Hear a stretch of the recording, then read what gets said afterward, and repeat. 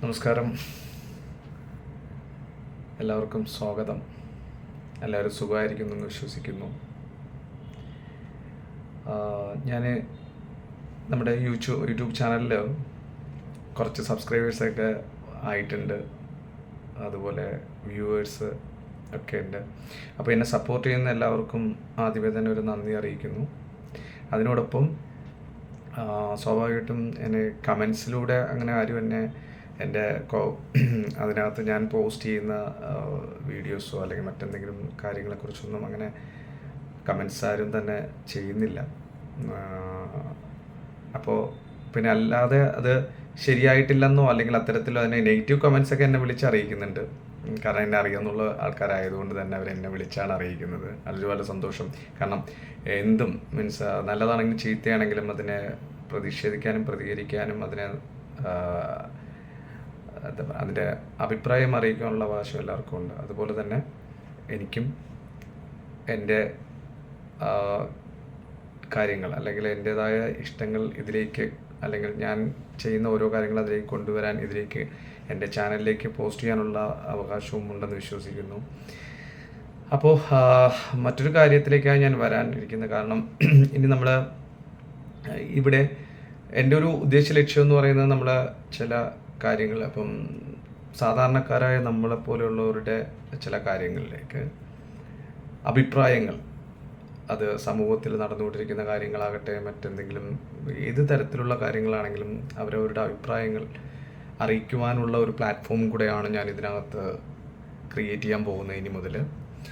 അപ്പോൾ അതുകൊണ്ട് തന്നെ ആദ്യത്തെ ഒരു സംരംഭം എന്ന നില അല്ലെങ്കിൽ ആദ്യത്തെ ഒരു ഈവൻ്റ് എന്ന നിലയിൽ നമുക്ക് വരാൻ പോകുന്ന വലിയൊരു പ്രധാനപ്പെട്ട ഒരു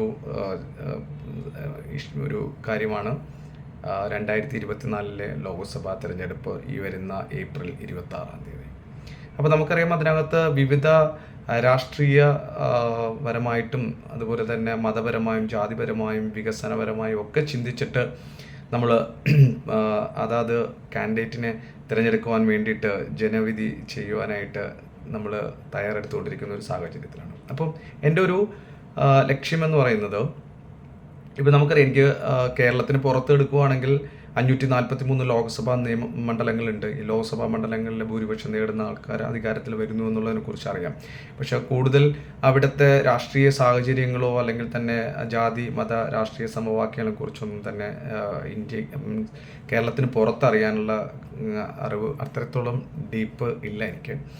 പക്ഷേ കേരളത്തിനകത്താണല്ലോ നമ്മൾ സ്വാഭാവികമായിട്ടും കേരളത്തിൽ ജീവിക്കുന്നതുകൊണ്ട് തന്നെ കേരളത്തിലെ 20 ലോക്സഭാ മണ്ഡലങ്ങളിൽ നമ്മൾ തിരഞ്ഞെടുക്കുന്ന പല രീതിയിലായിരിക്കും. ചില ആൾക്കാർ വ്യക്തിപരമായിട്ട് വ്യക്തികളെ നോക്കുന്നുണ്ട്, രാഷ്ട്രീയം, അതുപോലെ തന്നെ ജാതി മതം, പിന്നെ നമ്മുടെ വിദ്യാഭ്യാസം, വികസനം, ഇങ്ങനെയുള്ള പല രീതികൾ, ഗ്ലാമർ ഉൾപ്പെടെ നോക്കുന്നുണ്ട് നമ്മൾ. അങ്ങനെയും വോട്ട് കൊടുക്കുന്ന വോട്ടർമാർ നമുക്കുണ്ട്. അപ്പോൾ അങ്ങനെ ചെയ്യുമ്പോൾ ഇത് എൻ്റെ അഭിപ്രായങ്ങളാണ്.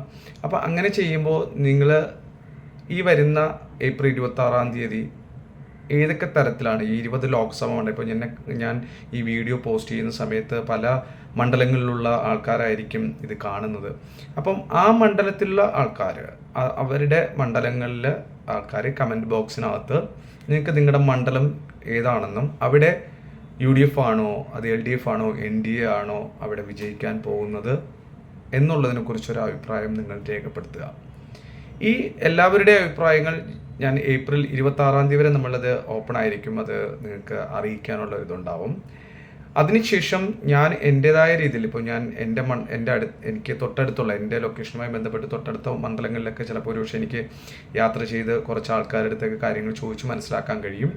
അത് വികസനമാണോ എന്താണ് ഇപ്പോഴത്തെ രാഷ്ട്രീയം എന്നുള്ളതിനെക്കുറിച്ചൊക്കെ അറിയാൻ പറ്റും. പക്ഷെ മറ്റ് മണ്ഡലങ്ങളിൽ ദൂരെയൊന്നും പോകാനൊന്നും പറ്റില്ല. അപ്പോൾ അതുകൊണ്ട് തന്നെ മറ്റു മണ്ഡലങ്ങളിലേക്ക് ഞാൻ സ്വാഭാവികമായിട്ടും എൻ്റെ ഫ്രണ്ട്സോ അല്ലെങ്കിൽ എൻ്റെ മറ്റ് തരത്തിലുള്ള ബന്ധങ്ങളോ ഉപയോഗിച്ചിട്ടുള്ള ഒരു തരത്തിലുള്ള അഭിപ്രായ സർവേ ആയിരിക്കും ഞാൻ എടുക്കുന്നത്.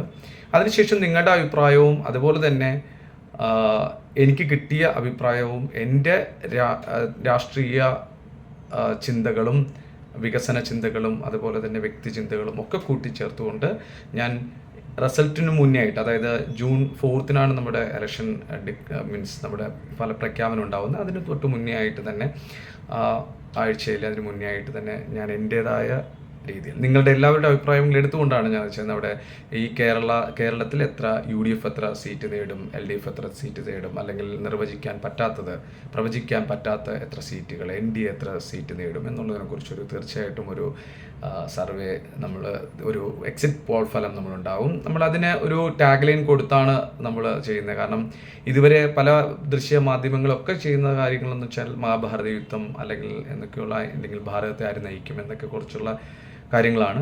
സോ ഇവിടെ നമ്മൾ കൊടുക്കുന്നത് നമ്മൾ ആർക്കൊപ്പം എന്നുള്ളതായിരിക്കും അതിൻ്റെ ടാഗ് ലൈൻ വരുന്നത്. നമ്മൾ ആർക്കൊപ്പം എന്നുള്ളതാണ്. So see you again. Bye. Thank U.